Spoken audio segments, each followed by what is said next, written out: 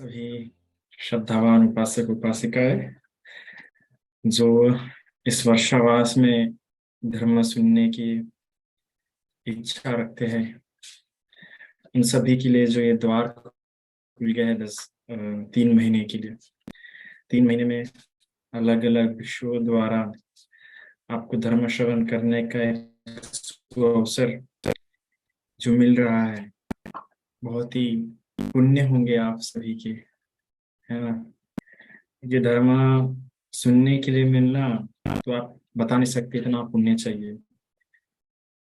और साथ में चित्त को भी आप कितने से संस्कारित कर रहे हैं, अपने मन को इधर झुका झुका रहे हैं तुम। क्योंकि भगवान हमेशा अक्सर जब प्रवचन शुरुआत करते थे तो अक्सर ऐसा कहते थे कि ध्यान लगा के सुनो। पाली में अलग कहते थे, पर अगर आप अनुवाद करेंगे तो कान खोल के सुनो या फिर ध्यान लगा के सुनो, अपना मन इधर झुकाओ, है ना। क्योंकि ये बहुत जरूरी है। धर्म सुनना एक प्रथम सीढ़ी हो जाती है। क्योंकि जो भी कोई धर्म में आया है, स्वतापति भी क्यों ना हुआ होगा, धर्म में प्रवेश भी क्यों ना किया होगा, सत्पुरुष भी क्यों ना बना होगा इस बुद्ध शासन में, तो धर्म श्रवण करने के कारण ही वो बना है।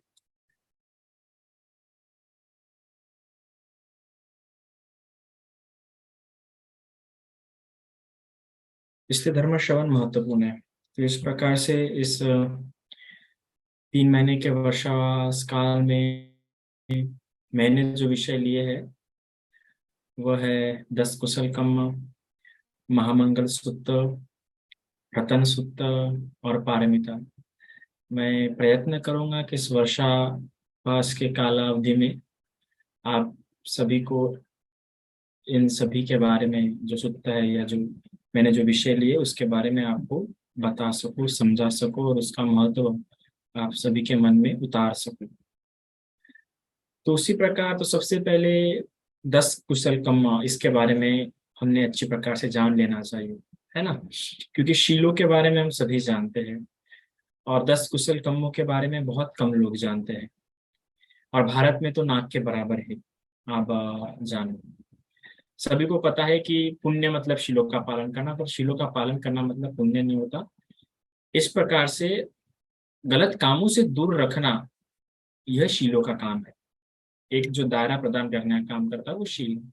और उसके साथ व्यक्ति ने अपने आप को कुशल कर्म पे भी अ, लगाना चाहिए, है ना। जिस प्रकार से आप कीचड़ से निकल गए, है ना, या अपने आप को कीचड़ से दूर रखा, ये आपके शील है। पर आप जो कीचड़ में थे पहले, है ना, और कीचड़ से निकलने के बाद आपके जो पैर गंदे हैं उसको तो साफ करना पड़ेगा ना। कीचड़ से निकल गए ये एक हो गया, पर कीचड़ से निकलने के बाद इसका मतलब ये तो नहीं कि आपके पैर अपने आप साफ हो गए, पैर अभी भी गंदे ही है। बस फर्क था कि पहले कीचड़ में पैर थे तो पैर साफ होने की गारंटी थी ही नहीं। अब क्योंकि कीचड़ से बाहर निकल गए हो तो पैर साफ होने की गारंटी है। अर्थात पैर साफ करने के लिए जो प्रयास करोगे, अर्थात पैरों पान डालना या कपड़े से पैर पोंछना, है ना, इस प्रकार से, तो वो प्रयास क्या होंगे, कामयाब होंगे। प्रयास क्या होंगे, सक्सेसफुल होंगे। तो उसी प्रकार कीचड़ से अपने आप को बाहर निकालना मतलब शीलों का पालन करना, है ना। और अभी ये जो पैर गंदे उनको साफ करना था तो उनमें पानी डालना है, उन पैरों को पोंछना, मतलब ये 10 पुण्य कम्मवत्थु है। तो उसी प्रकार से 10 पुण्य कम्मवत्थु के बारे में भी हम जानेंगे। और सबसे पहले यही जानना आवश्यक है आपको, क्योंकि इसके इसके बाद ही आपकी समाधि वगैरह जो है वो सब इसके बाद होगा। कई बार लोग क्या हो जाते हैं कि धर्म में प्रवेश करते हैं, उनको धर्म में रुचि आती है। धर्म में रुचि आने के बाद वो विहार आना शुरू करते हैं, आप प्रवचन सुनना शुरू करते हैं, पर फिर भी हम देखते हैं कि उनका अहंकार कम नहीं हो रहा है या उनके जीवन में उतना जो खास परिवर्तन चाहिए वो नहीं आ रहा। तो जीवन में भौतिक रूप में परिवर्तन आना, पर हृदय की जो पवित्रता चाहिए थी, या हृदय में जो परिवर्तन चाहिए था, विचारों में जो एक अलग तरह का बदलाव चाहिए था, उस प्रकार का बदलाव हम नहीं देखते।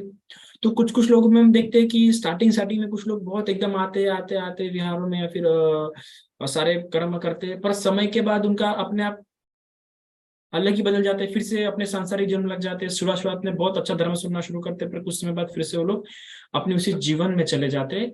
तो उसका इन सभी बातों का कारण ये है कि वो अपने 10 कुशल कर्म नहीं कर पा रहे हैं, क्योंकि 10 कुशल कर्म करने से उसका चित्त भावित होता है, उसका चित्त धर्म की ओर झुकता है और धर्म से बंधा हो जाता है। कई बार लोग देखते हैं, देखो शील पालन करने से आप ये मत समझो कि आप धर्म से बंधे रहेंगे। शील पालन करने से क्या होता है, आप अकुशल कर्मों से दूर रहेंगे। धर्म से बंधे रहने का संबंध होता ही नहीं शीलों का, है ना। क्योंकि हम ऐसे कई सारे लोग देखते हैं जो अदर अदर संप्रदायों के भी जो लोग हैं, वो लोग भी शीलों का पालन करते हैं। ऐसा नहीं कि उनमें शील नहीं है, पर क्या वो बुद्ध शासन जुड़े हुए हैं? क्या उनके पारमिता पूरे हो रहे हैं, या क्या वो इस बुद्ध शासन में उन्नति कर रहे हैं? नहीं। इस बुद्ध शासन के बाहर भी कई सारे लोग हैं जो शीलों का पालन करते हैं, पर क्या वो बौद्ध धर्म जुड़े हुए हैं क्या, बुद्ध शिक्षा जुड़े हुए हैं क्या? नहीं। क्योंकि उससे जुड़े रहने के लिए जो आपको सहायता करते हैं आपके, वो ये 10 कुशल कर्म है। और बड़ी शोकांतिक की बात है कि भारत में इसमें ध्यान नहीं दिया गया। कुछ भिक्षु थे जो बाहर से पढ़ के आए थे, उन लोगों ने इस पे बल दिया। जैसे कि पुराने समय में अपने जो भदंतानंद कौशल्यान थे, भदन धर्म धर्म कीर्ति थी, जो पुराने भिक्षु थे, इन्होंने इस बातों पे दिया। और खास तौर से भदन धर्म कीर्ति, इन्होंने दिन 10 कुशल कर्मवत्तु के बारे में बताया, क्रिया 10 पुण्य क्रियावत्तु के बारे में। पर फिर समय के हिसाब से लोगों ने उतना ध्यान नहीं दिया, तो इसके बारे में लोगों को पता नहीं चला, लोगों ने सिर्फ शीलों पे ध्यान दिया। पर अभी जब बनते सुगतानंद जी वगैरह जब उन्होंने फिर से पढ़ाना शुरू किया, तो फिर से इस पे प्रकाश आना शुरू हुआ। और मुझे भी 10 पुण्य क्रियावत्तु के बारे में उन्हीं के पास से सबसे पहले सुनने के लिए मिला था जब वो क्लास पढ़े थे, तो इसलिए मैं उनका ऋणी रहूंगा, बनते सुगतानंद जी का। तो आइए अब उन्हीं के बारे में हम जानते हैं। तो उसमें से कई लोगों के प्रवचन में मिलता है, पर इसे संक्षिप्त में ही कई लोगों के प्रवचन में बताया गया, क्योंकि अक्सर कई सारे लोग क्या इन 10 कर्मवत्तु को, 10 पुण्य क्रिया वत्तु को एक साथ समझा देते हैं। तो इसलिए फिर मुझे लगा कि शायद से इस विषय पे मैंने एक एक पुण्य क्रिया वत्तु पे एक एक क्लास लेनी चाहिए, या इस पे एक एक करके प्रवचन देना चाहिए। तो इन 10 पुण्य क्रिया वत्तु में हम सभी जानते हैं कि क्या क्या है। दान, शील, भावना, अपचन, वैया वाचा, पत्तिदान, पत्तानुमोदन, धम्म श्रवण और दिथ्यु, जो इस प्रकार की ये 10 पुण्य क्रिया वस्तु है। और ये आपको इस प्रकार इन क्रिया वस्तु के बारे में विचार करना चाहिए कि क्या मेरा इस प्रकार से यह पुण्य क्रिया वस्तु भावित हो रहे हैं क्या, क्या मैं ये 10 के 10 पुण्य कर्म कर रही हूँ क्या। इस प्रकार शीलों के बारे में हम विचार करते हैं कि मेरा ये शील टूटना नहीं चाहिए, तो टूटना नहीं चाहिए, ऐसा शीलों के बारे में विचार करते हैं। और उसी प्रकार पुण्य क्रिया वस्तु के बारे में इस प्रकार विचार करना चाहिए कि क्या मेरा यह पुण्य हो रहा है क्या, क्या मैं यह पुण्य कर रहा हूँ क्या, क्या इन दिनों मैंने मेरे हाथों से ये पुण्य हुआ है क्या। इस प्रकार का आप लोगों ने इन पुण्य क्रिया वस्तु के बारे में विचार करना चाहिए। तो अभी जब ये पुण्य क्रिया वस्तु कर्म करते हुए, पुण्य क्रिया वस्तु करते वक्त भी उसको भी हम विस्तार से जानना चाहिए कि ठीक प्रकार से हो रहा है क्या, है ना। तो जैसे भी आज हम दान के बारे में विचार करेंगे। अभी दान कर रहे हैं, पर दान भी किस तरीके से करना चाहिए, कैसा करना चाहिए, इसके बारे में भी हमको पता होगा, तो क्या होगा, हम ठीक प्रकार से कर पाएंगे और ठीक प्रकार से चल पाएंगे। क्योंकि कई लोग दान तो करते हैं, पर दान करने पर भी उनका जो अहम भाव कम होना चाहिए वो कम नहीं होता है। उनमें जो त्याग की प्रवृत्ति उत्पन्न होनी चाहिए वो त्याग की प्रवृत्ति उत्पन्न नहीं हो रही है ना। जो झुकाव आना चाहिए वो झुकाव नहीं आ रहा उनमें, है ना। तो जो जो चित्त की जो निर्मलता आनी चाहिए वो चित्त की निर्मलता नहीं आ रही है, बल्कि दान करने पर कई सारे लोग और अहंकारी हो रहे हैं। तो क्यों हो रहा कि उनको यह समझ में नहीं आ रहा कि इस पुण्य क्रिया वस्तु, ये जो 10 पुण्य में से जो वो पुण्य कर्म कर रहे हैं, वो पुण्य कर्म आप में कुछ चेंजेस लाने चाहिए। ये पुण्य कर्म इसलिए नहीं कर रहे कि सिर्फ आपके पुण्य होने चाहिए, पर इन पुण्य कर्मों से आपकी समाधि में लाभ होना चाहिए, आपके संस्कारों में परिवर्तन होना चाहिए, है ना। आप में जो वृत्तियां है ना, जो त्याग में वृत्ति है, जो दान में वृत्ति है, इस प्रकार जो अलग अलग वृत्तियां है, जो चारित्र है, जो चारित्रशील है, वो आप में क्या होना चाहिए, उत्पन्न होना चाहिए। तो इस पे भी हमने बल देना चाहिए। अगर हम पुण्य कर रहे पर हमें जो परिवर्तन चाहिए वैसा परिवर्तन, यार तो कोई अर्थ तो है नहीं। तो इसलिए तो चलिए आज हम जानते हैं दान के बारे में। अब दान, ये जो शब्द है, बड़ा सुंदर शब्द है उस व्यक्ति के लिए जो सेवा करना चाहता है किसी की, है ना। जो कृतज्ञ भाव जिसके अंदर अच्छी प्रकार से क्या हो चुका है, एक आकार ले चुका है। उस व्यक्ति के लिए दान शब्द तो इतना प्रिय लगता है कि लगता है वो व्यक्ति तो अवसर देखता है। दान शब्द सुनते बराबर उसका हृदय ऐसा आनंदित हो जाता है कि हम बता नहीं सकते। और हम जो देव शब्द देखते हैं देव, अब देव शब्द भी जो बना हुआ है द धातु से बना हुआ है, अर्थात देव शब्द को भी दान शब्द का आधार मिला है। जो देता है वह देव कहलाता है। जो किसी की सहायता करता है, किसी को कुछ देता है, चाहे वो दान हो वगैरह वगैरह, तो उसे देव कहा गया। अगर आप ऋग्वेद भी उठा के देखें, जो सबसे पुराना वेद माना जाता है, उसमें भी उन्हीं को देव बोला गया है जो कुछ ना कुछ देते हैं। जैसे कि जल देवता, वृक्ष देवता, वर्षा देवता है ना, वरुण वगैरह, तो इन सभी को देवता इसलिए कि ये कुछ ना कुछ आपको देते हैं। और पूरे ऋग्वेद में भी कुछ ना कुछ मांगा ही गया है देवताओं से। और हम भी देखते थे पुराने जमाने में भी जो धनवान लोग थे उन्हें देव, और कौन थे धनवान? जो दानी धनवान थे उन लोगों के लिए देव शब्द इस्तेमाल करते थे। और महिलाओं के लिए अक्षर देवी शब्द, क्योंकि वो शिशु को जन्म देते थे, पुरुष का घर संभालते थे, उन्हें भोजन देते थे। तो जो देव शब्द है या देवी शब्द है, ये द धातु से अर्थात दान धातु से ही बना हुआ है, जिसके मूल अर्थ में दान ही है। तो देने के स्वभाव के कारण या देने की प्रवृत्ति के कारण यह दान जाना जाता है ना। पर देता किस लिए है? तो दमन के लिए देता है। तो किस चीज के लिए? अपने निवरणों के दमन के लिए अगर दे रहा है, तो सही मायने में उसका दान क्या है? निर्वाण की ओर लेके जाने के लिए। निवरणों के दमन के लिए नहीं है, स्वयं की उन्नति के लिए, यश प्राप्ति के लिए, लाभ प्राप्ति के लिए है। वो लाभ तो मिलेगा पर उसको निर्वाण की ओर नहीं लेके जाएगा। तो जो दान होना चाहिए उसके दमन के लिए होना चाहिए। दमन किसके लिए? निवरणों का दमन, अकुशल विचारों का दमन। और दमन भी ऐसा होना चाहिए कि नव निर्माण होना चाहिए उसके चरित्र का, उसके वारित्रशील का, है ना। अगर नव निर्माण नहीं हो रहा है उसमें, अगर उसका जो हृदय है वो उस प्रकार से उजू नहीं हो रहा है, उजूपटीपन्न नहीं हो रहा है, तो फिर वो दान उसके लिए निर्वाण में क्या नहीं हो रहा, सार्थक नहीं होगा। क्योंकि संघ के बारे में भी यही कहा जाता है ना, संघ कैसा होना चाहिए? उजूपटीपन्न, जो सीधे रास्ते पे चले, जो सीधे रास्ते पे चलता है, ऐसे संघ को हम दान देते हैं। तो जब उजूपटीपन्न संघ को हम दान दे रहे हैं, तो इसका मतलब ये कि मैं ऐसे सीधे चलने वाले संघ को दान दे रहा हूं, तो मैं भी मेरा जीवन, मेरा मार्ग, मेरा चरित्र इसी प्रकार सीधा चाहता हूं, आड़ा तिरछा नहीं, गलत नहीं चाहता। इस प्रकार हम देखते हैं कि मोमबत्ती किस प्रकार सीधी होती है। अगर मोमबत्ती जल रही है, उसकी जो लौ है सीधी जल रही है, तो जल के क्या हो जाती है? पूरी समाप्त हो जाती है, कुछ मोम नहीं बचती है। पर मोम की लौ क्या हो रही है? हवाओं के कारण ऐसे आड़ी तिरछी होके जल रही है, तो मोम क्या हो जाती है? वो मोमबत्ती जलते जलते जलते समाप्त हो जाती है। और हम देखते हैं कि मोमबत्ती समाप्त होने के बाद आजू बाजू भी क्या उसकी मोम गिरी हुई होती है। तो उसी प्रकार जिसका जीवन सीधा होगा वो बराबर निर्वाण की ओर चला जाएगा, वो बुझ जाएगा, और बुझ जाने के बाद कुछ शेष नहीं रहेगा। पर जिसका जीवन सीधा नहीं होगा, आड़ा तिरछा होगा, उसका तो बुझने पर भी, मोम खत्म होने पर भी इधर उधर मोम गिरी हुई दिखेंगे। तो उसी प्रकार जो व्यक्ति सीधे स्वभाव से, सीधी बातों के लिए सीधा उद्देश्य रख के दान करता है, उसका दान उसी प्रकार क्या होता है? फलवित होता है। और जो अपेक्षा रख के दान देता है, जो कुछ ना कुछ उद्देश्य रख के दान देता है, उसका वो उद्देश्य तक ही क्या आता है? दान काम आता है, दान का फल काम आता है। उसके बाद क्या होता है? वो फल नहीं दे पाता है।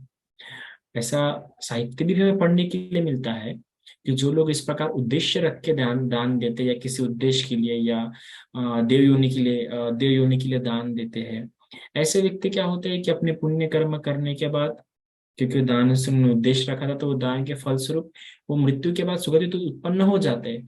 पर जैसे ही वहां पे उनके उस दान का प्रताप समाप्त हो जाता है, फिर वैसे ही फिर वो पशु योनि में या दुर्गति में चले जाते हैं। तो इस प्रकार उद्देश्य रखने के कारण क्या होता है? जो उसका जो पावर है, उसका जो हम पोटेंशियल बोलेंगे, वो क्या हो जाता है? उतना महान नहीं रहता है ना। तो इसी प्रकार दान, अब दान के बारे में ऐसा कहा जाता है कि दान देकर ही इस संसार में आप सुरक्षित रह सकते हैं। दान देने वाला ही सुरक्षित रह सकता है। जो दानी नहीं है उसकी सुरक्षा की हम गारंटी नहीं दे सकते। इसके अलावा ऐसा कहा गया है कि दान देके व्यक्ति ही सुख प्राप्त कर सकता है, क्योंकि दान पहली सीढ़ी होती है।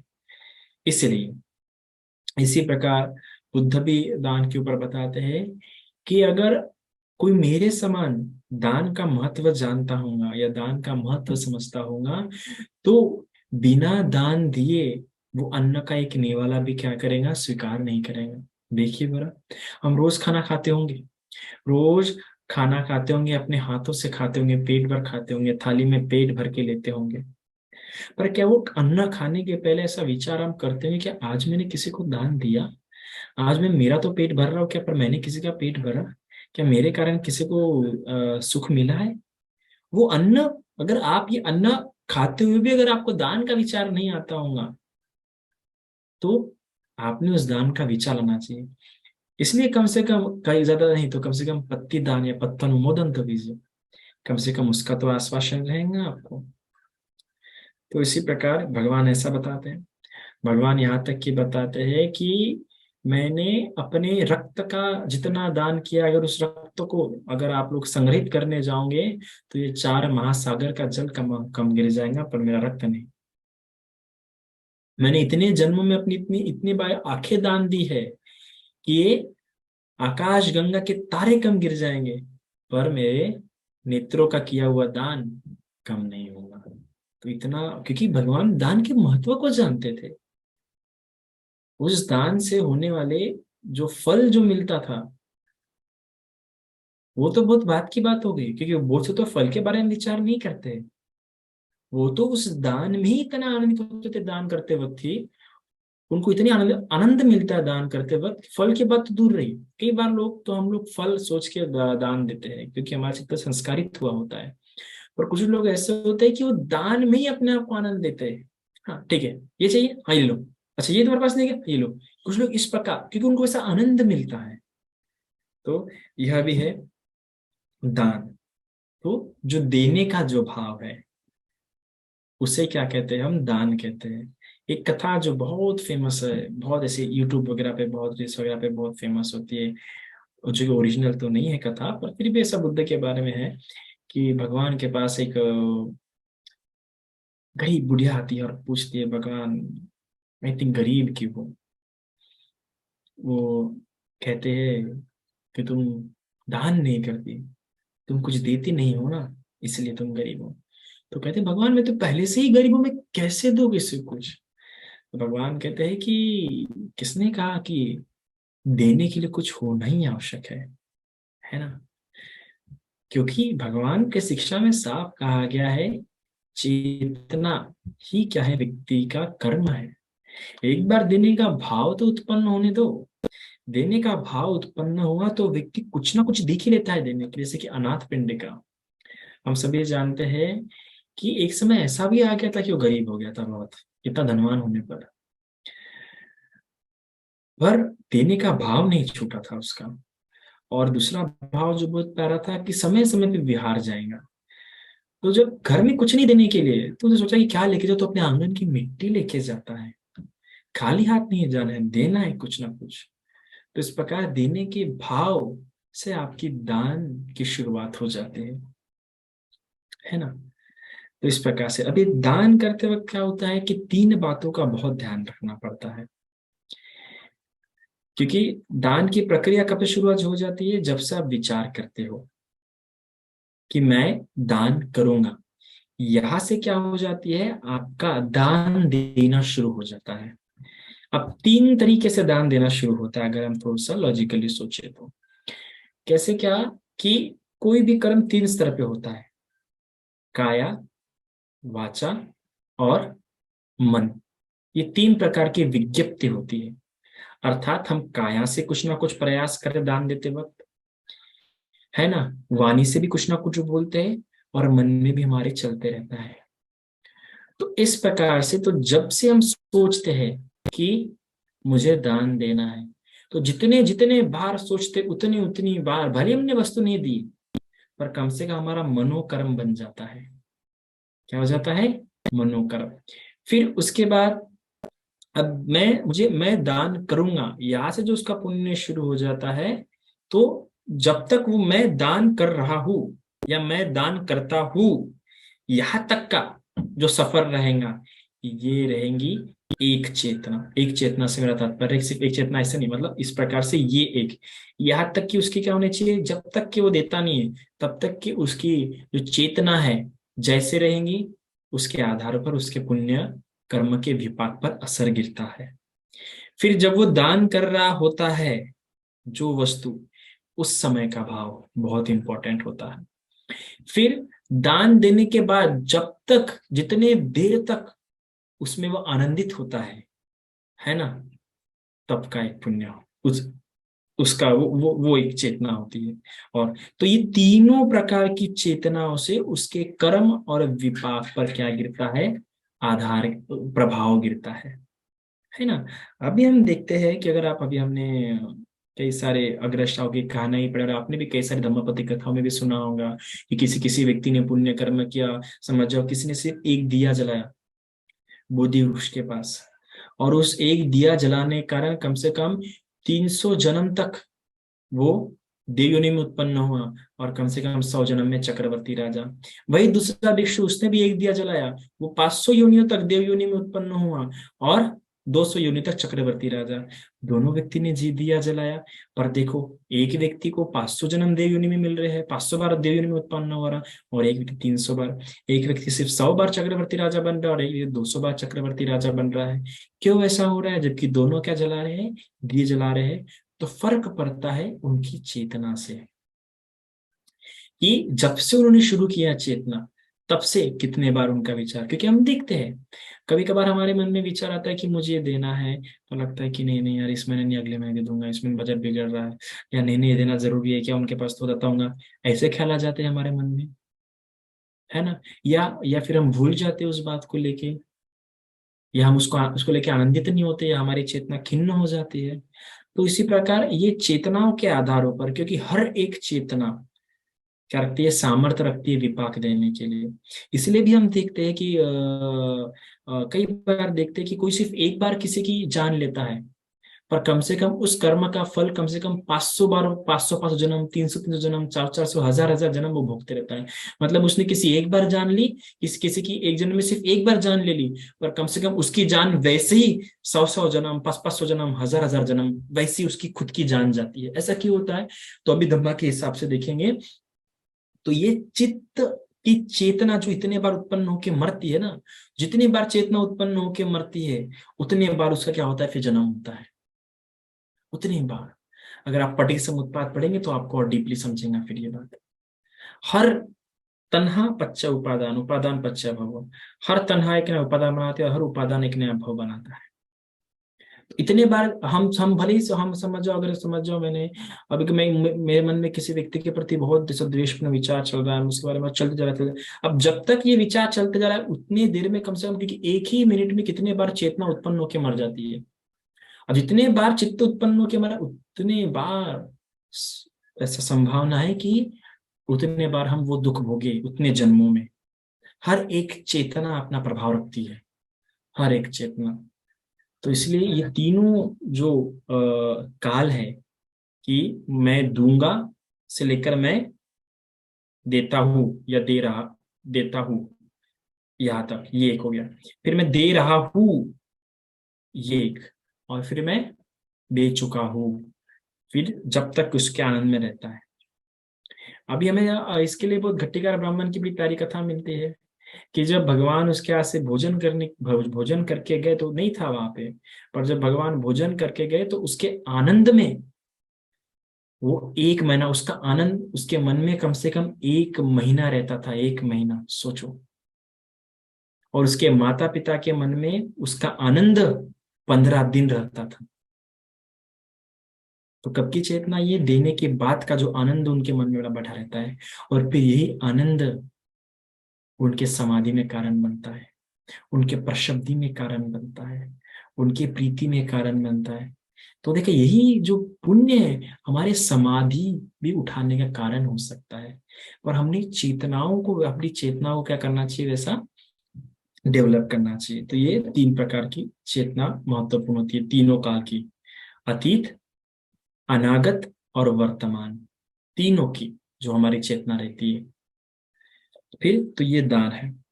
अब दान का लाभ हम सभी जानते हैं। तो ऐसे ही एक सिंह सेनापति है। सिंह सेनापति पे राहुल संगुप्ता ने एक बहुत प्यारी कादम्बरी लिखी है, किसी को पढ़ना है तो पढ़ सकते हैं। तो सिंह सेनापति जो कि बहुत मशहूर थे और बहुत उनका अच्छा नाम है सिंह सेनापति जी का भगवान के समय में, और बड़े बड़े आदर्श व्यक्ति सिंह सेनापति थे, इसे तो उनको सिंह सेनापति कहा जाता था।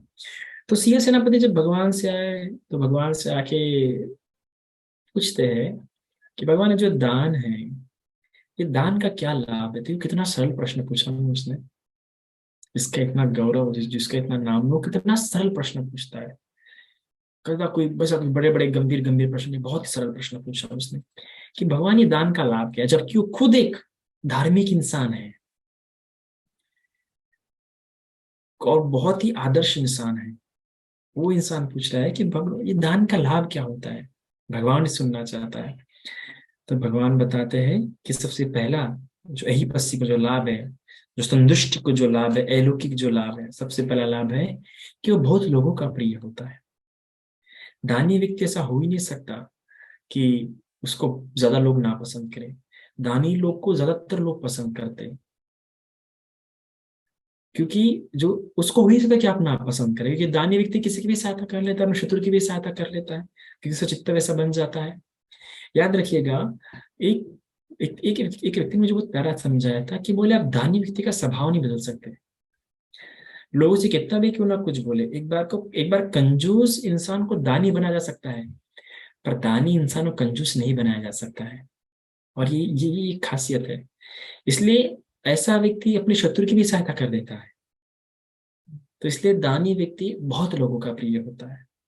दूसरा, संत पुरुष उसकी संगति करते हैं। जो कोई सत्पुरुष होते हैं, अच्छे कामों में लगे होते हैं, वो संगति करते हैं। सरल सी बात है, दानी व्यक्ति अच्छे कामों में ही अपना धन उपयोग करना चाहेगा तो उससे हमेशा ऐसे ही लोग मिलेंगे, हमेशा चैरिटेबल प्रोग्राम्स में ही जाएगा, वो हमेशा अनाथ बच्चों के पास ही जाएगा, या हमेशा भिक्षुओं के संगति में रहेगा, क्योंकि वो दानी है।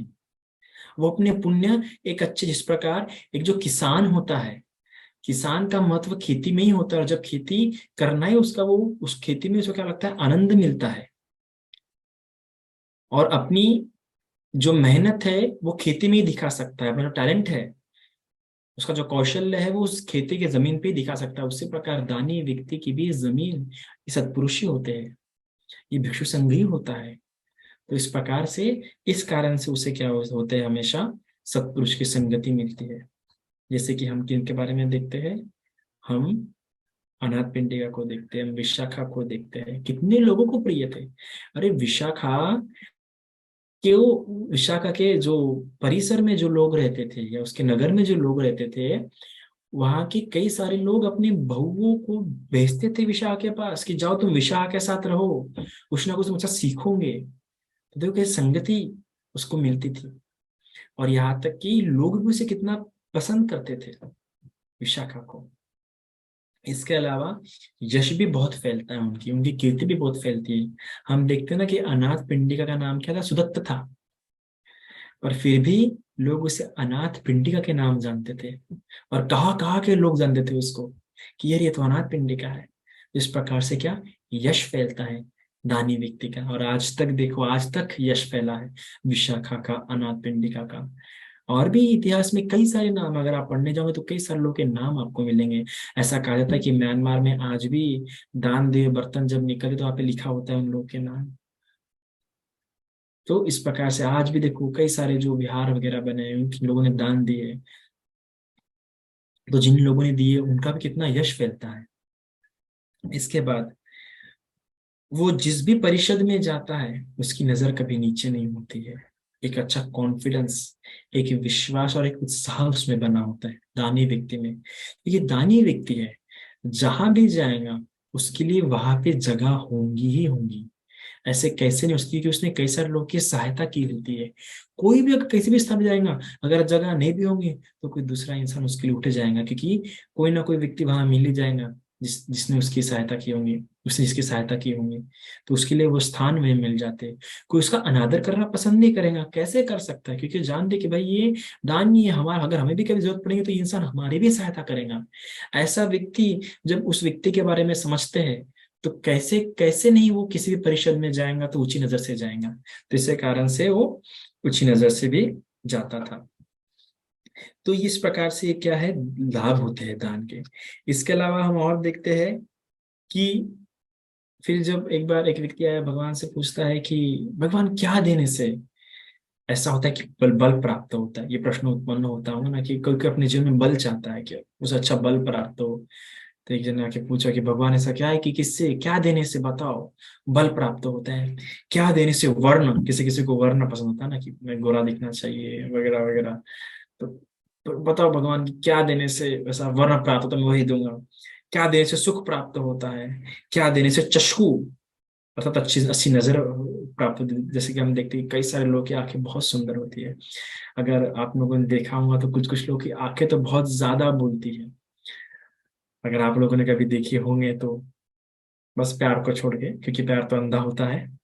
तो बाकी अगर आप कुछ, मैंने तो अपनी जिंदगी में से बहुत सारी बहुत ही प्यारी प्यारी आंखें देखी है, क्या बताएं। और हाँ, अगर यहाँ पे कई सारे बूढ़े लोग होंगे, सॉरी आपके जमाने के लोग होंगे, तो आपके तो समय में एक ड्रीम गली मशहूर थी अपनी, क्या नाम है उसका, याद नहीं मुझे अभी। तो इसी प्रकार से कुछ कुछ लोग की आंखें बहुत सुंदर होती है। तो वही पूछे भगवान से क्या क्या देने से आंखें बहुत सुंदर होती है, चक्षु प्राप्त होते हैं।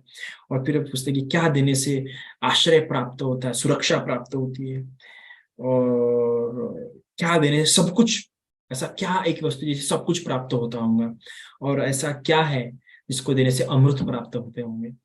भगवान बताते हैं कि अन्न दो, अगर तुम अन्न का दान करते हो तो तुम्हें बल प्राप्त होता है, क्योंकि तुम किसी को अन्न दे रहे हो तो उससे भी बल मिलेगा, तो इस पुण्य से तुम्हें भी क्या मिलेगा, बल मिलता है। वस्त्र, वस्त्र दान देने से वर्ण प्राप्त होता है, क्योंकि किसी को आप वस्त्र दे रहे हो तो वो खिलेगा, वो अच्छा दिखेगा, तो वो अच्छा दिखेगा तो आपको भी उसका वैसा ही लाभ होगा। सुख, वाहन दो, अगर तुम किसी को वाहन देते तो तुम्हें क्या होता है, सुख प्राप्त होता है, क्योंकि वो अच्छे से आराम में सफर कर पा रहा है कोई व्यक्ति आपके दिए हुए वाहन के कारण, तो आपको भी वैसा क्या होगा, सुख प्राप्त होगा। क्योंकि हम देखते हैं कि हर कोई ना कोई, हर व्यक्ति किसी ना किसी सफर में है, और आप किसी को वाहन दे रहे हो तो उसे सुख मिलेगा, उसके सफर में थोड़ी सी मुश्किलें कम हो जाएंगी, तो ऐसा आपको भी क्या होगा, सुख प्राप्त होगा। इसी प्रकार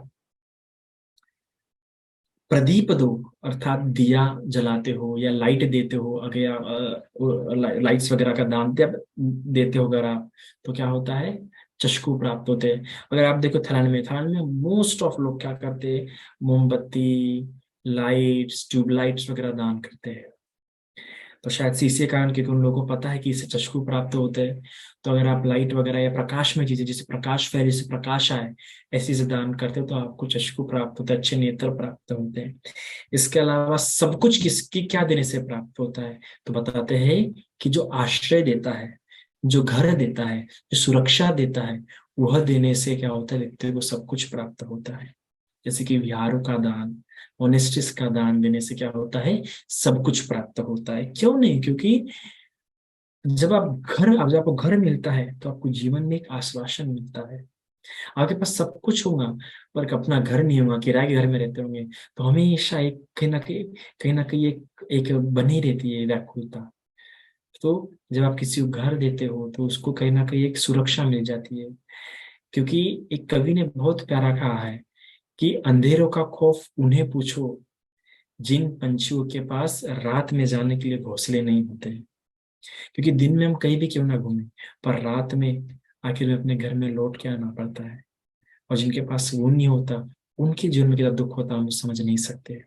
तो इसलिए जो घर का दान देता है, तो जो आश्रय देता है, जो आवास दान देता है, वो ये सभी कुछ प्राप्त होता है। इसके अलावा अमृत, क्या देने से अमृत प्राप्त होता है, तो बताते हैं कि धर्म का दान देने से, क्योंकि धर्म देने से व्यक्ति के जीवन में परिवर्तन आता है। परिवर्तन का सकारात्मक आता है, क्या करना चाहिए क्या नहीं करना चाहिए यह करने के लिए उसे प्रेरणा मिलती है। तो उसके जीवन में जब अमृत में सुख आता है तो आपको भी क्या मिलता है, वैसा अमृत ही प्राप्त होता है। तो इस प्रकार से दान, यह दान करने से व्यक्ति को क्या होता है, ये सब प्राप्त होता है। अब ऐसे भी कुछ वस्तुएं जो व्यक्ति ने इस बुद्ध शासन में भिक्षुओं को वगैरह दान देने से सख्त मनाही की गई है। ये 10 जो बातें हैं, कभी भी आपने दान नहीं देनी चाहिए भिक्षु को। सबसे पहले शराब, शराब का दान भिक्षुओं को बिल्कुल भी या किसी को भी नहीं करना चाहिए। आजकल तो ट्रेंड बन चुका है कि लोग गिफ्ट में क्या करते हैं, शराब देते हैं, बॉटल्स देते हैं वाइन्स की, विस्की की। पर ऐसा बिल्कुल भी नहीं करना चाहिए, भगवान इसे मनाही करते हैं। दूसरी बात, भिक्षु संघ को नाच गाने के मतलब वादन वगैरह नहीं देना चाहिए। इसके अलावा स्त्री, स्त्री भी आप किसी भिक्षु संघ को नहीं दे सकते दान। इसके अलावा बैल, बैल भी आप नहीं दे सकते। बैल इसलिए भी नहीं दे सकते कि भिक्षु को बैल वगैरह दान देंगे तो गृह से समान जीवन हो जाएगा, है ना। चरित भिक्खवे चारिक के समान उसका जीवन नहीं रह जाएगा, इसलिए बैल वगैरह भी नहीं। इसके अलावा हथियारों का दान देना भी क्या है, मनाही है।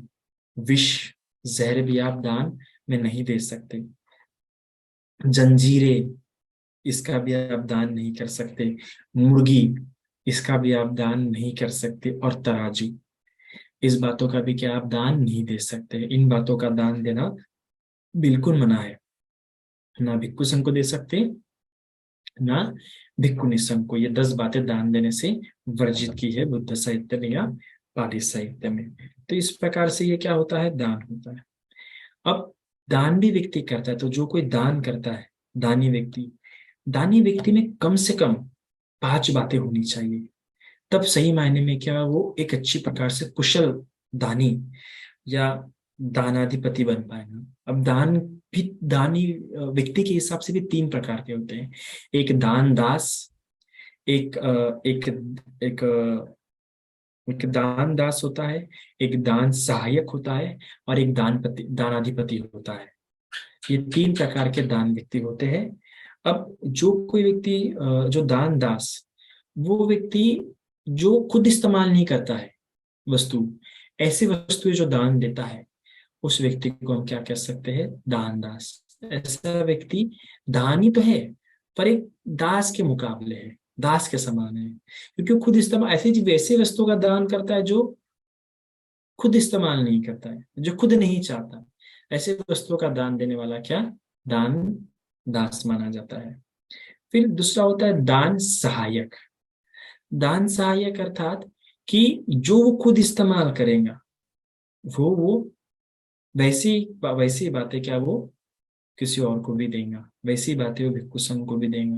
अर्थात कि जिस प्रकार से जैसे वो अपने बच्चों का ध्यान रखता है, वैसे ही क्या रखता है, वो दूसरों का भी ध्यान रखता है, भिक्षु संघ का भी ध्यान रखता है। तो इस प्रकार से दान सहायक। फिर दानाधिपति। दानाधिपति मतलब भले वो खुद के लिए ना ले, पर जब वो भिक्षु संघ के लिए लेगा तो सोचेगा कि मैं अच्छे से अच्छी चीज दान दूं। भले कुछ भी क्यों ना दो, छोटी छोटी भी क्यों ना हो, पर उसकी क्वालिटी क्या हो, अच्छी हो, सबसे हटके हो। इस प्रकार से जब वो दान देते हो, बहुत विचार विचार इन द सेंस की लू की लू ऐसा विचार नहीं, विचार इन द सेंस कि मैं कैसे इसे और अच्छे से अच्छा दे सकता हूँ, कैसे मैं इसको और ज्यादा मतलब दान तक भी कैसे इस ये बंदे को ज्यादा ज्यादा ज्यादा ये काम में आए, कैसे उनको मैं सहायक हो ज्यादा ज्यादा। इस प्रकार जब वो विचार करके देता है तो दानाधिपति ऐसा कहा जाता है। अब जब ऐसे व्यक्ति में 5 गुण हो तो क्या हो जाता है, एक एक एक उन प्रकार से एक दायाद बन जाता है वो। और दायाद का बहुत महत्वपूर्ण रोल होता है। अब दायाद में कैसे होनी चाहिए, 5 ये जो बातें होनी चाहिए। 5 बातें कैसे, कि श्रद्धायन, कि जब भी वो देता है तो उसने क्या देना चाहिए, श्रद्धा से देना चाहिए। उसमें वो श्रद्धा उत्पन्न होनी चाहिए। श्रद्धा इस सेंस कि उसको आनंदित होना चाहिए, उसको लग रहा है, उसको ऐसा अनुभव हो जाना चाहिए, अरे मेरा तो सौभाग्य है जो मुझे ये करने के लिए प्राप्त हुआ है, मुझे जो ये अवसर मिला है। इस प्रकार उसका भाव होना चाहिए। फिर दूसरा जो गुण होना चाहिए उसमें सत्कार पूर्वक, गौरव पूर्वक। अर्थात कि वो जो भी देगा इतने सजा के देगा, इतने आदर के साथ देगा, इतने हाथ जोड़ के देंगे, घुटनों के बल पर देगा कि बता नहीं सके, है ना। ऐसा नहीं कि ये लो या कैसे दे दो, वो उसको उतना रिजॉइस करते हुए देगा, झुक जाएगा, हाथ जोड़ के देगा, सजा के देगा, है ना, अच्छा गौरव करते हुए देगा, इस प्रकार से देगा। फिर तीसरा कालीन दान, अर्थात समय के अनुसार देगा, समय समय पे देगा। ऐसा नहीं कि एक बार दे दिया तो हो गया, समय समय पर जब जब उसकी आवश्यकता पड़ेगी वो दान करते रहेगा। और वो जानेगा कि अरे अभी ये दान करने की आवश्यकता है, वो समय बराबर जानेगा कि कब क्या समय आ गया है, वो सामने वाले की आवश्यकता जानेगा कि अभी इस चीज की आवश्यकता हो सकती है। इस प्रकार हम हमारे बच्चे के बारे में क्या सोचते हैं कि बेटा जैसे कोई बाहर जाता है तो हम उसका देते ना पैसे कि बेटा ये लेके जा, कुछ जरूरत पड़ेंगे तो, कुछ जा रहा है तो गोली गोली वगैरह पैक कर देते ना, बेटा ये देखना, स्वेटर वगैरह पैक कर देते ना। तो ये सब बातें जानता है कि किस समय में किस चीज की आवश्यकता है, वो अपने आप जान जाएगा। कितनी चीज की आवश्यकता है अपने आप जान जाएगा, और समय समय पे इन चीजों की क्या करते रहेगा, वो पूर्ति करते बैठेंगे करते रहेंगे। जैसे कि चार चार निश्चय जो भिक्षुओं के होते हैं, वो तो समय समय पे दान करता है। क्या होता है चार निश्चय? चीवर, पात्र, औषधि, और चौथा बताइएगा मुझे। तो इस प्रकार से वो का लेना। फिर चौथा जो होता है कि दान की वस्तु जब वो देगा तो बिना कोई इस प्रकार से अपेक्षा नहीं होंगी, ऐसा विलाप नहीं होगा उसको कि यार चला गया ऐसा, या उससे कोई अपेक्षा नहीं होगी इस वस्तु के प्रति। बिना किसी अपेक्षा के, बिना कोई विलाप किए वो बराबर आसानी से दे देंगे, संकोच नहीं होगा उसे देते हुए। और पांचवा, बिना किसी दूसरे इंसान को कष्ट दिए, ऐसा नहीं कि उसके दान के कारण किसी और को कष्ट पहुंच रहा है, बिना किसी को कष्ट पहुंचे क्या करेगा ये, वो दान करेगा। तो इस प्रकार जब पांच व्यक्ति, ये पांच बातें जब दानी में होती है, दानी व्यक्ति में होती है, तो उसके समाधि बड़े आसानी से लग सकते हैं, वो बड़ी आसानी से प्रसन्नता और आनंद क्या कर सकता है, अनुभव कर सकता है। तो ये पांच बातें दानी व्यक्ति में होनी चाहिए। अब दान भी करते हुए तीन प्रकार के दान होते हैं। जब आप कोई चीज का दान कर रहे हैं तो ये भी तीन प्रकार का हो सकता है। एक तो अमीश दान, अभय दान, और धम्म दान। अमीश दान अर्थात कोई वस्तु का जब आप दान कर रहे हैं तो वो दान जो आएगा अमीश दान के अंदर गिना जाता है। वैसे दानों क्या कहा जाता है, आमिष दान। फिर इसके अलावा जब आप किसी को ऐसा कुछ दे रहे हैं जिससे उसको सुरक्षा प्रदान हो रही है, जिससे जो संतुष्टि प्रदान हो रही है, उसे कहते हैं अभय दान। अर्थात किसी को आप मुसीबत से बचा रहे हैं, है ना, या किसी को आप सुरक्षा प्रदान कर रहे हैं ताकि उस पर कोई संकट ना आए, विपत्ति ना आए, है ना। तो इस प्रकार की सहायता इस प्रकार की सहायता को या इस प्रकार के दान को क्या कहा जाता है, अभय दान। जैसे कि हम देखते हैं कि दीर्घायु को भगवान ने मृत्यु से बचाया था, तो उसको उसको उसके लिए क्या था, वो अभय दान था, है ना। इस प्रकार हम किसी को गोद लेते हैं, उसको पालते हैं, तो ये भी क्या हुआ है, अभय दान हो गया। तो उसको हमने क्या किया, अभय दान। फिर होता है धम्म दान, अर्थात हमारे कारण किसी को धर्म सुनने मिल रहा है, या वो धर्म में प्रवेश हो रहा है, या धर्म पढ़ने मिल रहा है, तो इस प्रकार का क्या हो जाएगा, ये धम्म दान। पर इसमें भी सर्वश्रेष्ठ माना जाता है अपने पुत्र का या अपनी पुत्री का दान, मतलब धम्म दान होता है। तो देय वस्तु के आधार पर यह तीन प्रकार का दान होता है। अब जब आप ये दान कर रहे होते तो इसमें भी प्रकार आ जाते हैं कि वो आपका अमीश दान, अभय दान, धम्म दान, ये पुग्गल दान है, संग दान है, या उद्देश्य दान है ना। कभी कभार होता है कि हमारा जो आमिष दान होता है व्यक्तिगत किसी एक पुग्गल के लिए होता है, किसी एक पुरुष के लिए होता है कि ये दान उस व्यक्ति को प्राप्त हो जाए, तब जाके हमें संतुष्टि होती है। जैसे कि कौन थी, अपनी प्रजापति गौतमी, जब उन्हें चिवर बनाया तो उनका दान जब करने के लिए आए तो वो कौन सा था, वो था आमिष दान। और आमिष दान होते हुए कौन सा दान था, वो पुग्गल दान था। पर भगवान का क्या इच्छा थी कि पुग्गल दान न होते हुए संग दान हो, क्या हो, क्योंकि इसका पुण्य क्या हो जाएगा, बढ़ जाएगा। तो इस प्रकार से पुग्गल दान, संग दान और उद्देश्य दान, तो किसी व्यक्ति को ध्यान में रख के अगर आपको दान दे रहे हैं तो आपको पुग्गल दान हो जाता है। संग को ध्यान में रख के दान दे रहे हैं तो वो क्या जाता है, संग दान हो जाता है।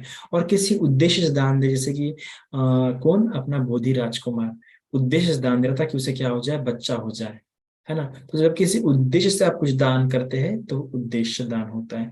पर इस सब में श्रेष्ठ क्या होता है, संगदान ही होता है। जिस प्रकार हम देखते हैं कि एक दो बहनें थी, दो बहनें क्या करते थे, बहुत मतलब दो बहनें, एक दोनों अच्छे थे।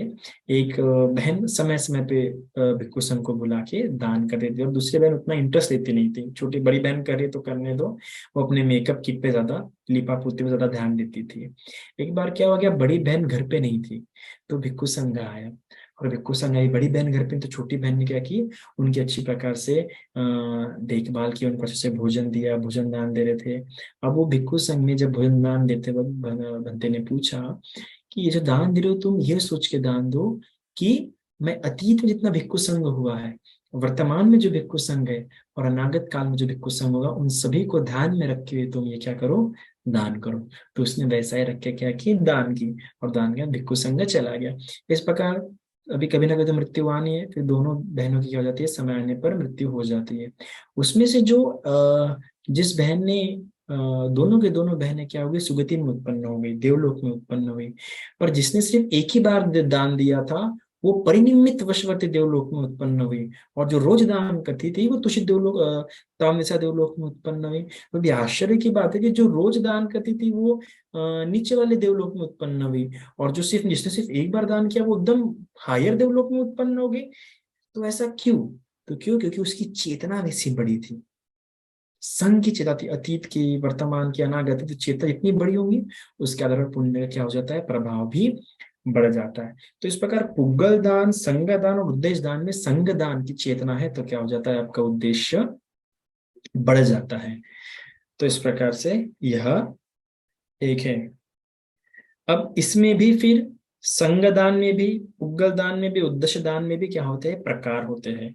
जैसे कि आप क्या दान कर रहे हैं, अष्ट परिष्कार दान है ना, काल दान, या फिर अपने जो प्रत्यय दान है, जो चिवर दान वगैरह, ये भी क्या होते हैं, प्रकार होते हैं। फिर उसके हिसाब से वो दान वो माना जाता है। काल दान मतलब अपना समय देना, समय देना से तात्पर्य है कि कहीं जाके आप सेवा देते हैं, कहीं जाके कुछ साफ करते हैं, या किसी को अपना समय दे रहे हैं, तो वो होते हैं समय दान में आता है। तो इस प्रकार से ये प्रकार होते हैं। अब ये दान के प्रकार हो गए। अब दान के प्रकार होते हुए भी ये दान के विपाक के अनुसार भी तीन प्रकार के होते हैं। एक होता है दिष्ट धर्म वेदनीय कर्म। दिष्ट धर्म वेदनीय कर्म मतलब जो आपने पुण्य कर्म किया, उसका फल तुरंत जो प्राप्त होता है। अगर आपने युवावस्था में जो दान दिया, उसी युवावस्था में अगर आपको उसका लाभ मिल रहा है, तो दिष्ट धर्म वेदनीय इसका विपाक हो जाता है ना। और एक दूसरा जो प्रकार होता है, वो होता है 7 दिनों के अंदर जो फल मिलता है, उसे परिपक्व, इस प्रकार का होता है जिसका फल 7 दिनों के अंदर मिल जाता है। आपने दान दिया, तुरंत फल मिल जाता है। जैसे कि हम देखते हैं सुकेशनी, उसने अपने सुंदर केशों का दान दिया, 7 दिनों के अंदर, उसी दिन के अंदर वो क्या बन गई थी, वहां की पटरानी बन गई थी। तो इस प्रकार होता है। और एक होता है अपरापर वेदनीय कर्मार्थ, इसका फल इस जन्म में नहीं मिलता, आपको अगले जन्म में मिलता है। तो इस प्रकार से विपाक के हिसाब से भी क्या हो गया, ये 3 प्रकार के हो जाते हैं। अब भगवान बुद्ध इसमें बताते हैं कि इसमें भी भगवान को बताते हैं कि 14 प्रकार के लोगों को दान देना मैं श्रेयस्कर मानता हूँ, श्रेष्ठ मानता हूँ। सबसे पहले है तथागत। तथागत को देने से आपको क्या होता है, बहुत मान मिलता है। तथागत नहीं तो फिर उसके बाद कौन है, प्रत्येक बुद्ध। प्रत्येक बुद्ध नहीं तो कौन है, अरहंत। अरहंत नहीं तो कौन है, अनागामी। नहीं तो अरहंत मार्गस्थ। अब अरहंत मार्गस्थ नहीं है तो अनागामी फल प्राप्त। अनागामी फल नहीं तो अनागामी मार्ग। अनागामी मार्ग नहीं तो सकुदागामी फल। सकुदागामी फल नहीं तो सकुदागामी मार्ग। सोतापति नहीं तो सोतापति मार्ग, नहीं तो सोतापति फल। इस प्रकार से। और फिर उसके बाद अगर ये भी नहीं है, तो जो कोई फॉरेस्ट मोनेस्ट्री में रहते हैं, या फिर जंगलों में रहते हैं, या जो गांव के बाहर रहते हैं, ऐसे व्यक्ति को या ऐसे भिक्षु संघों को दान देना। अगर ऐसे भी नहीं है तो फिर शीलवान को। फिर शीलवान भी नहीं है तो पृथक जन को। इस प्रकार के व्यक्तियों को दान देने से भगवान इस प्रकार की सूची बताते हैं कि 14 प्रकार के व्यक्ति है जो दान देने योग्य है। ऐसे लोगों को दान देने से क्या होता है, आपको लाभ प्राप्त होता है। पर भगवान फिर भी बताते हैं कि ये जो दान है, ये जो आप ये दान करेंगे, जितना अच्छे आपकी चेतना रहेंगी, उतना ज्यादा क्या होगा, आपको लाभ प्राप्त होता है। इसके आगे भगवान बुद्ध बताते हैं कि दान, जब भी कोई व्यक्ति दान कर रहा है, तो हमने रुकावट नहीं बनना चाहिए किसी के दान में। अगर हम किसी के दान में रुकावट बन रहा है, किसी को रोक रहे, कह रही मत करना, वहां क्यों दान कर रहा है, वहां पे वो दान करने से क्या मिलेगा, है ना। इधर इधर दान मत करो, जो ऐसा वैसा इस प्रकार, ऐसा जो विचार करता है, भगवान बुद्ध कहते हैं कि ऐसा व्यक्ति तीन प्रकार की हानि कर रहा होता है। सबसे पहले कि दाता का क्या कर रहा है, पुण्य की हानि कर रहा है, कि इससे दाता को जो पुण्य मिलने वाला होता है वो पुण्य उसे नहीं मिलेगा। फिर दूसरी बात, प्रतिग्राहक को जो, अर्थात जिससे वो दान देने वाला था, उसे जो मिलने वाला था, उससे वो भी उससे क्या हो गया, वंचित रह जाएगा। और तीसरा जो है कि जो स्वयं की, उसके स्वयं की भी क्या होंगी, उससे हानि हो जाएंगी, स्वयं को भी उससे क्या हो जाएगा, नुकसान होगा। तो ये तीन प्रकार के हानि बताते हैं। इसके विपरीत भगवान बुद्ध और बताते हैं कि जो कोई व्यक्ति दान करता है और दान करने के लिए प्रेरित करता है, ऐसा व्यक्ति कहीं भी रहे, उसे हमेशा परिवार का सुख प्राप्त होगा। परिवार के सुख से वो वंचित नहीं रहेगा। परिवार के सुख से वंचित ना रहते हुए वो कहीं भी जाए, उसे जब भी सुख प्राप्त होगा, परिवार के सुख प्राप्त होगा, है ना। और व्यक्तिगत भी उसे बहुत सुख प्राप्त होगा। और जो कोई व्यक्ति स्वयं तो पुण्य नहीं करता है और दूसरों को पुण्य करने के लिए क्या करता है, प्रेरित करता है, भगवान बुद्ध उस व्यक्ति के बारे में बताते हैं कि ऐसा व्यक्ति व्यक्तिगत तो अपने जीवन में ज्यादा यश प्राप्त नहीं कर पाएगा, तो उसे अच्छी परिवार संपत्ति प्राप्त होंगी, उसे अच्छा परिवार मिलेगा और उसे पारिवारिक सुख भी अच्छा प्राप्त होगा, पर व्यक्तिगत यश उसे लाभ नहीं होगा। पर जो कोई व्यक्ति स्वयं दान करता है पर दूसरों को दान के लिए प्रेरित नहीं करता है, ऐसे व्यक्ति को पारिवारिक संपत्ति प्राप्त नहीं होती, अच्छा परिवार नहीं मिल सकता या परिवार ही नहीं मिल सकता है, पर व्यक्तिगत अपने जीवन में बहुत लाभ प्राप्त करेगा, बहुत यश प्राप्त करेंगे। पर कोई व्यक्ति ऐसा भी होता है कि ना खुद दान देता है ना किसी और को प्रेरित करता है, तो ऐसे व्यक्ति को ना अच्छा परिवार प्राप्त होता है और ना अच्छा यश प्राप्त होता है। तो इस प्रकार से आप किस किस प्रकार किसको मोटिवेट कर रहे हैं, उसके आधारों पर भी क्या होता है, आपके जीवन में लाभ और यश का क्या होता है, काम होता है। तो इस प्रकार से हमने ये दान, दान के प्रकार, किस प्रकार दान करना चाहिए, ये हमने जाना। इसके अलावा भी एक जगह पे बहुत प्यारा वर्णन मिलता है, दान के 14 प्रकार बताए गए हैं, 17 प्रकार। एक एक सत्कृत दान होता है, अर्थात कि मतलब आप देखिए किस प्रकार से कैसे दान होता है। एक सत्कृत दान होता है, अर्थात सत्कर्म भली भांति तैयार किया हुआ दान। कोई कोई व्यक्ति होता है दान करता है या भोजन दान कर रहा है, तो बहुत ही अच्छी प्रकार से, बहुत ही एकदम बारीक तरीके से, नाजुक तरीके से क्या करता है, दान करता है। जैसे कि किसी घर में भिक्षु आया तो तरह तरह के पकवान बनाएंगे, बाप रे बाप, कि बताए नहीं, तो बड़े संभाल के अच्छी प्रकार से। तो ये भी एक प्रकार होता है। तो किसी किसी में स्वभाव होता है कि सकृत दान करे, अच्छी प्रकार से भली भांति प्रकार के दान करता है। तो कोई कोई कैसे दान करता है, सहस्ते। कोई कोई होता है ना कि भले ही उसने खुद ने दान नहीं किया होता, जैसे कि हम घर में कभी कभार क्या होता है कि हमारे घर में हमारे माता पिता ने बड़े अच्छे प्रकार से खाना बनाया होता है, पर हम क्या करते हैं कि हम अपने हाथों से दान करते हैं।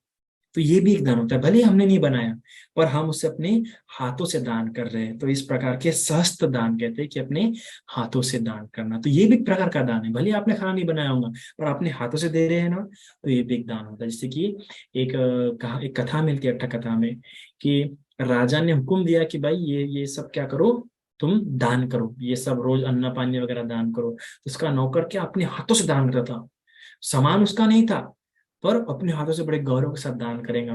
तो मृत्यु के बाद जिसने दान की अनुमति थी, जिसका सामान था, वो देवलोक में उत्पन्न हुआ, पर उसका विमान, उसका जो महल था उतना बड़ा नहीं था जितना बड़ा उसके नौकर का था। उसके नौकर का जो महल था उससे दुगना तुगना क्या था, उसके नौकर का महल बड़ा था, जबकि दान उसका नहीं था। उसने क्या अपने हाथों से दिया, सिर्फ पर हाथों से दिया और इतने अच्छे से दिया, क्या बताए। तो ऐसे असर भी, ऐसे भी असर गिरता है। फिर होता है चित्तकृत दान, अर्थात चित्त का उत्पाद होने पर दान। कुछ कुछ लोग होते हैं कि तुरंत चित्त का उत्पाद होने पर, अर्थात उन्होंने पहले सोच के नहीं आ रहे थे कि अरे हम जाएंगे वहां दान देंगे, बस वहां बैठ जाते हैं या वहां चले जाते हैं और देखते बराबर या सुनते बराबर अपने आप चित्त का उत्पाद हो जाता है, ना आगे सोचते ना पीछे सोचते, तुरंत दान देते हैं। हमने कुछ लोग ऐसे भी देखे, जैसे कि भगवान बुद्ध के समय में एक ब्राह्मण जिसके पास कुछ नहीं था पहनने के लिए, फिर भी अपने ऊपर की शाल निकाल के क्या दे दिया, दान दे दिया, और भगवान ने तुरंत उस शाल को उठा और अपने शरीर पर ओढ़ ली, जबकि वहां पे और भी शाल पड़े हुए थे। क्यों? क्योंकि उस चित्त में तुरंत उत्पन्न और तुरंत उसने क्या कर दिया, दान दे दिया, पहले से विचार करके नहीं आया। तो कुछ कुछ ऐसे भी होते हैं, तो ये भी बहुत अच्छा पुण्य होता है क्योंकि तुरंत दे रहे, ये भी एक महान पुण्य है। कुछ लोग तुरंत अपने गले की चेन निकाल देते हैं, कुछ लोग ऐसे अंगूठी निकाल के देते हैं। तो सोच समझ के नहीं आया, तो ये भी एक प्रकार का पुण्य होता है। ये भी एक प्रकार का दान होता है, इसे चित्रकृत दान कहते हैं। फिर इसके अलावा है अनविद्ध दान, अर्थात कोई भी वस्तु का दान देते समय अंतर रख कर देता है।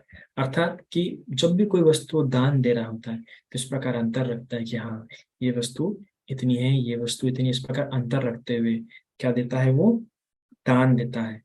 इसको इतनी देना चाहिए, उसको उतना देना चाहिए, बराबर ऐसा अंतर देखते हुए, अंतर जानते हुए वो क्या देता है, दान देता है।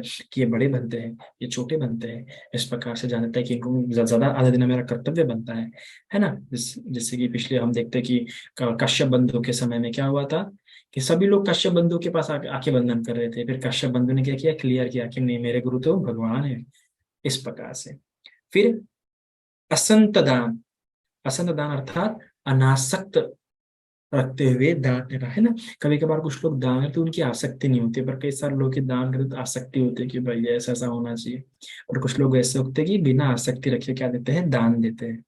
फिर भय दान, अर्थात कुछ कुछ लोग क्या होते हैं, भय के कारण से दान देते हैं। क्या रे, है ना, जैसे बाबा टाबा वगैरह कुछ लोग दान देते हैं, या कुछ जो नर्वस होने के कारण दान देते हैं, तो इस प्रकार के दान को हम भय दान कह सकते हैं। फिर होता है अदासी मित्ति दान, अर्थात दान दिए बगैर नहीं रह पाता है। सोचिए, ऐसे व्यक्ति, ऐसे भी कोई व्यक्ति जो बिना दान दिए रह ही नहीं पाता, जैसे अनाथ पिंडिका विशाखा, विशाखा ने क्या बोली थी, मैं बौद्ध उपासिका हूँ, मैं बिना भिक्षु संघ को दान दिए रह ही नहीं सकती, इसलिए मैं तुम्हारे घर जा रही हूँ। अपना ससुराल छोड़ने के लिए तैयार हो गई थी वो, क्योंकि वो दान किए बिना रह नहीं सकती थी। इसके अलावा श्रद्धा से दान, मैंने अभी बता चुका है, श्रद्धा से दान। श्रद्धा से दान कौन, सुप्पावासा, हम जानते हैं कि सुप्पावासा किस प्रकार स्वादिष्ट भोजन दान देती थी। फिर सावधानी से दान, सक्कच्चा दान, अर्थात कि बहुत सावधानी से, कुछ लोग होते हैं कि बहुत सावधानी से दान देते हैं कि किसी से गलती नहीं होनी चाहिए, है ना, इसलिए पहले से ही सभी कुछ तैयार कर लेते हैं, तो ऐसा भी किसी के मन में भाव रहता है। फिर कालीन दान, अर्थात समय समय पे देखे कि अभी इस समय की इस चीज की इस समय आवश्यकता है, इस प्रकार से कोई दान देता है। फिर सुचिन्ह दान, कोई पवित्र दान देता है, पवित्र वस्तुओं का, जो पवित्र चीजें होती है या पवित्रता बनाए रखते हुए, शील धारण करते हुए कहता है पवित्र दान करता है। फिर पत्ती दान, पत्ती दान हम जानते हैं क्या होता है। फिर पनीत दान, पनीत दान मतलब जो दे रहा है उसको भी सबसे उत्तम तरीके से, उत्तम रीति से और उत्तम वस्तु जो दान देगा और उत्तम उद्देश्य जो दान देगा उसे कहते हैं पनीत दान। फिर होता है कप्पी दान, योग्य सेवा देना, कि अभी किस चीज की आवश्यकता है, किस सेवा की आवश्यकता है, वैसे क्या देगा वो सेवा। कभी कभार नहीं, मुझसे काम नहीं होगा, मैं नहीं कर सकता, अपने मूड के हिसाब से करता है, और देखता है कि सामने में कौन सी सेवा की आवश्यकता, जैसे कि दीपन बुद्ध के समय में सुमेध ऋषि ने, है ना, जो सेवा थी वैसा दान दिया कि भाई वो कीचड़ ढकने का काम किया, पानी में, है ना, पानी जो कीचड़ था उसमें मिट्टी डालने का काम किया। फिर होता है फिर होता है चुनाव करके दान, ऐसा कुछ लोग ना चुनाव करके दान देते हैं कि किस किस को दान देना चाहिए, ऐसे चुनाव करके दान देते हैं। फिर होता है कुछ संयुक्त से लगातार दान देना, है ना, अर्थात संयुक्त तरीके से लोग क्या देते हैं, संयुक्त तरीके से लगातार दान देते रहते हैं, कि जैसे 7 7 दिन तक, 8 8 दिन तक, 10 10 दिन तक, 1 1 महीने तक दान देना, इसे कहते हैं संयुक्त दान। फिर कुछ कुछ लोग होते हैं प्रसन्न चित्त से दान, एकदम जब दान देते तो बड़े प्रसन्न होते हैं, बड़े आनंदित होते हैं। और फिर होते हैं दान देकर संतुष्ट होना, कुछ लोगों से दान देकर इतनी संतुष्ट अनुभव करते हैं, क्या बताए, वो संतुष्टि उन्हें मन में बहुत लंबे समय तक है, जैसे कि घटा घटिकार कुमार बड़ा संतुष्ट होता था दान देकर। तो इस प्रकार ये अलग अलग व्यक्ति अब अपने स्वभाव के हिसाब से अलग अलग तरीके से दान देता है। तो हमने भी इस प्रकार से विचार करना चाहिए कि अरे मेरे में कौन सा भाव नहीं है, ऐसा भाव मेरे में भी अपने आप में मैंने उत्पन्न करना चाहिए। तो ये होते हैं दान और दान के प्रकार। अब ये दान के प्रकार तो हमने जाने, पर सबसे महत्वपूर्ण जान जो बात है इस दान के, इसमें जानने का, कि ये है कि हम जो दान दे रहे हैं वो दानहीन है, दान मध्य है, या दान प्रणीत है। अर्थात कि हम कितनी बड़ी वस्तु क्यों ना दे रहे हो, कहीं हमारा ये हीन दान में तो ना आ जाए। अगर दान हीन में होगा तो उसका उतना अच्छा फल नहीं मिलेगा। दान जब भी हो तो दान प्रणीत तरीके से हो, तो किस तरीके से हो अभी हम वो भी एक बार पढ़ लेते हैं। अब देखिए, जब जब वो कीर्ति, अर्थात उसे कीर्ति फैले समाज में, लोग उसकी प्रशंसा करें, जब इसलिए वो दान करता है, तो वो क्या हो जाता है, हीन दान माना जाता है। भले वो कितनी बड़ी वस्तु क्यों ना, एक जमीन, पूरी जमीन ही क्यों ना दान दे रहा हो, पूरा अपना घर ही क्यों ना दान दे रहा हो, अपनी पूरे जीवन भर की संपत्ति क्यों ना दान दे रहा हो, पर अपनी कीर्ति के लिए दान दे रहा है कि ताकि इससे मेरी कीर्ति वैसा मन में चल रहा है, तो वो क्या जाना था, हीन दान माना जाता। फिर या फिर कुशल फल की, या कोई अच्छा फल हो, या उसे जो इच्छा मन में रखे मेरी ये ऐसी सी इच्छा पूरी हो, अगर ऐसी इच्छा से वो दान दे रहा है तो वो मध्य दान माना जाता है। कीर्ति के लिए, मतलब देखो, कीर्ति के लिए दे रहा है या भौतिक चीजों के लिए दे रहा है, प्रशंसा के लिए दे रहा है तो हीन दान, और फल प्राप्ति के लिए दे रहा है तो वो मध्य दान। और अगर ऐसा विचार करके दे रहा है कि सज्जन लोग दान करते हैं, सत्पुरुष लोग का धर्म है दान करने का, कि वो सत्पुरुष है, ऐसा विचार करके वो दान देता है जिसमें कोई अपेक्षा नहीं है, तो ये क्या माना जाता है, उत्तम दान, प्रणीत दान। इसमें ही फिर अगर आप और अच्छे से देखें, तो कोई अपने आप को बड़ा दिखाने के लिए दान दे रहा है, तो ये दान भी क्या है, हीन दान है। फिर कोई लौकिक सुखों की प्राप्ति के लिए अगर दान दे रहा है तो ये मध्य दान है। और कोई सोतापति सकृतगामी अनागामी फल प्राप्ति के लिए दान दे रहा है तो ये पनीत दान है। इसके अलावा कोई भव संपत्ति, अर्थात उसे भव संपत्ति प्राप्त हो इसलिए अगर वो दान दे रहा है तो ये हीन दान है। कोई संसारिक प्रपंच से मुक्ति दिलाने के लिए अगर कोई संसारिक प्रपंच की जो आपत्ति विपत्ति से दूर होने के लिए दान दे रहा है तो वो है मध्य दान। और उसमें भी बिना अपेक्षा रहित अगर कोई दान दे रहा है ना, तो वो है प्रणीत दान। और ऐसा से बोधिसत्व वही करते हैं मोस्टली। तो इस प्रकार दान के भी ये प्रकार होते हैं। तो ये दान के प्रकार अगर आप जाने तो आप अपने आप में इस प्रकार और उन्नति कर सकते हैं, और क्या कर सकते हैं, अपने आप को बढ़ा सकते हैं। तो ये है दान पुण्य क्रिया वस्तु। तो भी अगर इसमें कोई अगर आपको सवाल होगा तो आप लोग मुझे पूछ सकते हैं। साधु साधु साधु।